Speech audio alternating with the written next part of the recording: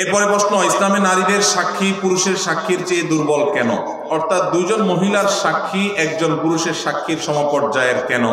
বিষয়টি বুঝিয়ে বললে ভালো হতো। ধন্যবাদ। দেখুন, ইসলামে বিভিন্ন চুক্তি, লেনদেন, কায় কারবার, এগুলোর সাক্ষ্য দেওয়ার ক্ষেত্রে দুইজন নারীর সাক্ষ্যকে একজন পুরুষের সাক্ষর সমান ধরা হয়েছে।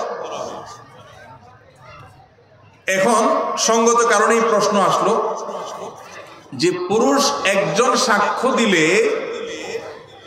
যে কোনো লেনদেনে, যে কোনো কাজ কারবারে সেটা একজনের সাক্ষ্য হিসেবে বিবেচিত হবে, কিন্তু মহিলা যখন সাক্ষ্য দিবে তখন দুইজনেরটা একজন পুরুষের সমান কেন হবে?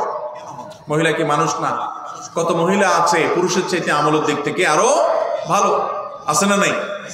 অনেক পুরুষ আছেন যিনি পুরুষের চাইতে বেশি আল্লাহর প্রিয় বান্দা।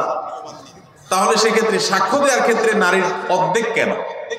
এর উত্তর হলো, ইমাম মুহাম্মদ রহমতুল্লাহ আলাইহি, ইমাম আজম আবু হানিফা রহমতুল্লাহ আলাইহির একজন ছাত্র, ইসলামের ইতিহাসের একজন বড় ইমাম, ইমাম মুহাম্মদ রহমতুল্লাহ আলাইহি, তিনি বলেছেন, যেহেতু সচরাচর চুক্তি, কাজ কারবার, বাহিরের লেনদেন, এগুলোতে নারীরা উপস্থিত থাকে না, সচরাচর মেয়েদের উপস্থিতি সেসব জায়গায় থাকে না।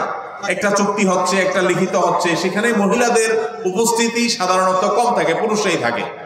যেহেতু তাদের উপস্থিতিটা সচরাচর থাকে না, অতএব তাদের কেউ যদি সাক্ষ্য দেয় তাহলে ব্যাপারটা একটু স্ট্রং করার দরকার আছে, কারণ তার তো থাকার কথা না, কিভাবে সাক্ষ্য দিল? সেজন্য এটাকে স্ট্রং করবার জন্য আরেকজন নারীর সাক্ষ্য যখন দেয় তখন সেই স্ট্রংনেসটা চলে আসে।